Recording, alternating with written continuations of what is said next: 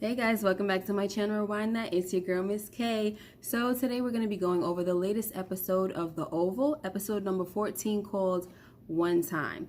Alright, before we get started, I want to say thanks to my new subscribers. Thank you so much, and I hope that you guys continue to ride with me. Alright, so let's get right into this episode. It picks up where we left off, okay, with Kyle covering Jean's mouth, telling her not to scream. So she asks through sobs, "What is that?" Right? Referring to the head, right? So Kyle tells her it's a matter of national security. Now she's still freaking out, but she says, okay, right? So Kyle goes on to remind Jean of her duties, the oath she swore, and the NDA she signed. Jean says, "Yes, I'm aware." Then he lies and tells her that the dead woman is a Russian spy who tried to kill the president. So then he tells her to do something that is close to impossible. He says, "Go about your day as if nothing happened." And she's just too freaked out for that, okay?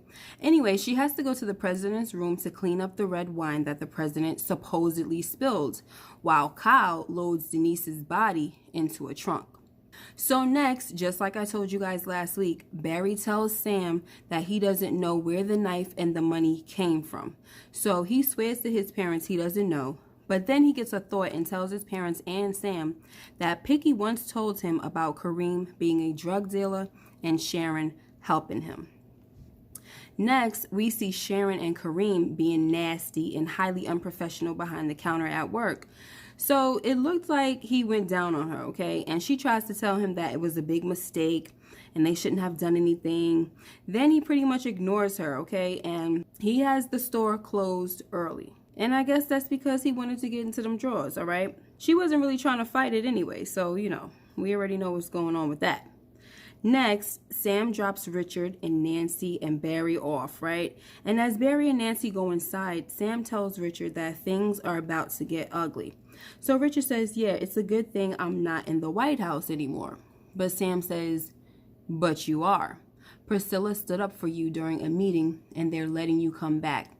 So Richard says, "Man, I don't know if I want to come back. I got all this stuff going on with Barry." And Sam says, "I understand, but we need you around there and you love it." So Richard says, "I hear you." So Sam leaves. Then Barry tells his parents that he has to go to talk to Sharon because she's not answering her phone. So Richard says, "You don't need to be going over there, but if you do, I'm going to go with you." So Barry says fine and tells his dad that he'll apologize to Kareem and maybe he'll drop the charges. And all I could think about, guys, was you won't be apologizing once you find him screwing your chick. And this is before they showed it going down. I just knew it was going to happen.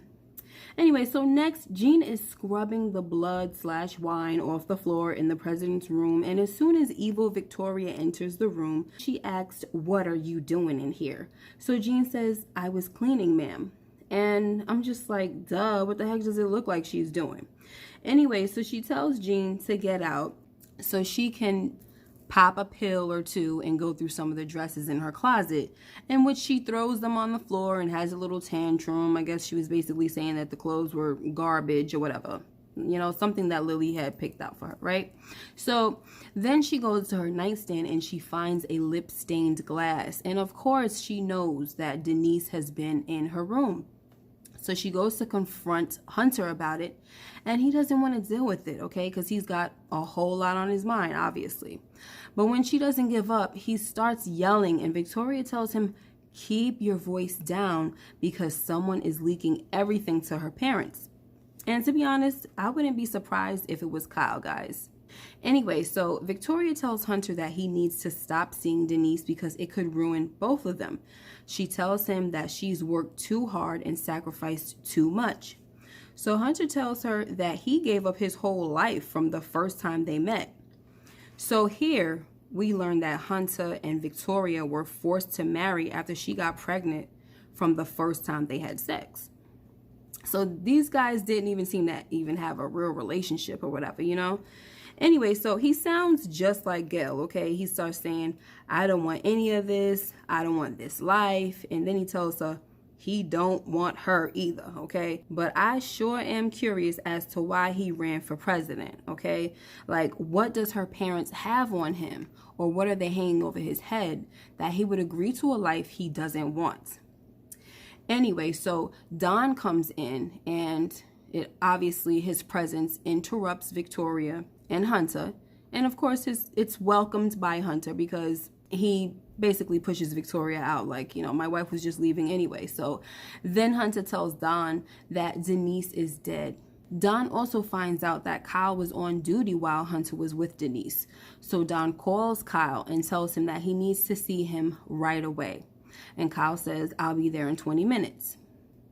Next, this disgusting little pervert Jason is peeping his head from around a corner, and Lilly noticed his slimy behind, okay? So she busts in his room and says, I'm sorry, I was looking for the bathroom. Now, of course, she was being definitely sarcastic, right? So all of a sudden, he want to act all shy, talking about, get out, I'm naked, okay? But then any other time, he wants to walk the halls naked, you know, just being a little stalker. Ugh, it's just, his character really just makes my skin crawl. I really hate it. Anyway, so Lilly says, it's okay. I'm a designer. I work around naked people all the time. Is there anything you'd like to show me? So Jason is like, are you crazy? And she says, yeah, as crazy as you are. Then when he tells her to get out again, she says, no, because you did this before and I ignored it. Keep that little thing in your pants, boy. So he tells her, I could have you fired. So Lilly starts laughing like a crazy lady, like, boy, I do not care, okay? I'm trying to get myself fired. So as you can see, Lilly is a bit fed up with everything, okay, after finding out that her husband is gay. And she doesn't want anything to do with him or the White House. So she about to go Watts on everybody at this point. Anyway, so then she says to Jason, no wonder you're a pervert with that little thing you got. And I was like, oh my gosh, she is really giving it to him, okay? Then she moves on to Victoria, like, next read, okay? And I was just so here for this, okay? But at first, she was trying to gracefully bow out, okay? She was letting Victoria be the vicious lady that she is, and she was just gonna walk away and leave it alone, but you know how Victoria does. So when Victoria tells her that the dresses Lilly designed were low and trashy, Lilly says, okay, that's fine. But when she tries to leave, Victoria says, are you gonna let somebody just walk all over you or whatever? So then Lilly says, well, I understand if you don't like the dress because it's a matter of taste, okay? So Victoria says, you're a bit of a bee, aren't you? And Lilly says, I can be, especially when I'm being pushed around by one.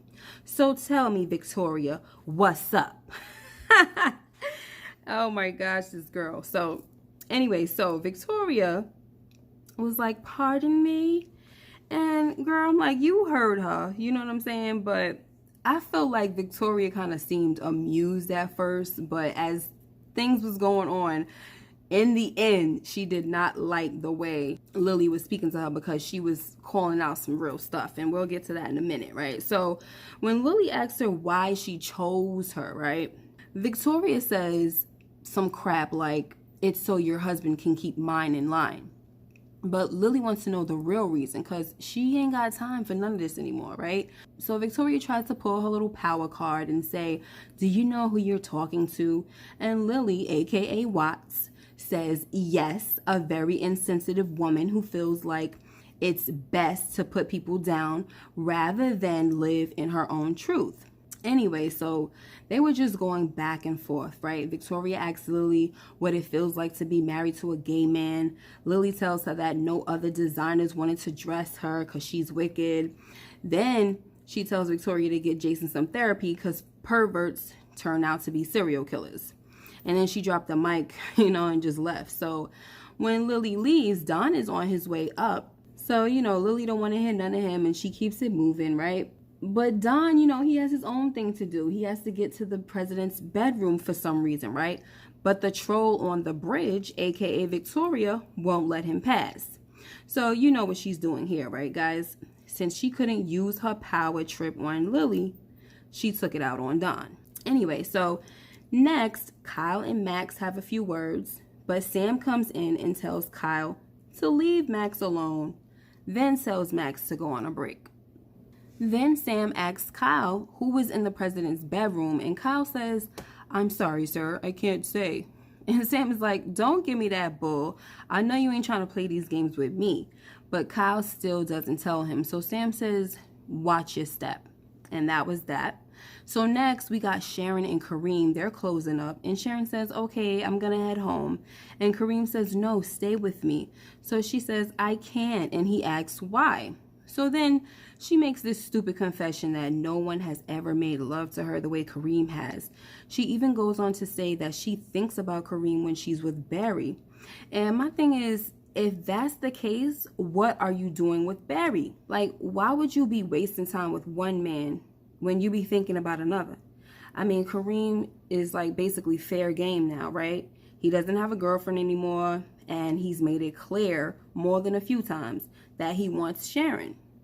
So I don't see the sense in this whole thing, you know? But anyway, so to me, telling Kareem this whole thing, this whole confession that she did, it just gave him more confidence in pursuing her. So you know what happens? Kareem gets what he wants. Them draws off. Anyway, so next we have an Olivia Pope moment with Don, Kyle, and the president. Hunter wants to know what happened to Denise's body, but Kyle plays dumb because at this point the situation is unspeakable. So for clarity, Don tells Hunter that what Kyle is trying to say, sir, is that everything has been taken care of. It's been handled. And I was like, okay, Scandal. I see we got some gladiators in the Oval, right? Anyway, so Hunter says, "I want to know the details." So Kyle says, "May I suggest you watch the local news tonight, sir?" Now, in the last scene, we have Richard and Barry driving on their way to the pharmacy. Now, before they get there, Richard notices that Barry is a bit worked up behind talking about Ruth. He tells Barry that he seems short-tempered and he thinks he should talk to the pastor. So, you know, Barry, he agrees, like, okay, yeah, I'll talk to the pastor. Now, once they get to the pharmacy, Barry doesn't even have to go inside to see Sharon and Kareem having sex, because anyone could see it if they just walk by. I mean, they don't even have enough class to hide themselves at this point, okay? So Barry is infuriated, okay? And he drives the truck right through the window, tearing everything up, all right? So that's how the episode ended, but now I'm questioning whether Barry killed Ruth, okay? Because the situation got him looking like he can't control his anger. And the cops did say that the way Ruth was stabbed up indicated a crime of passion. I don't know, guys. Let me know what you guys thought about this episode. Let me know what you think about Barry ramming his freaking truck. I think that was his dad's truck. But ramming that truck through the freaking pharmacy, okay?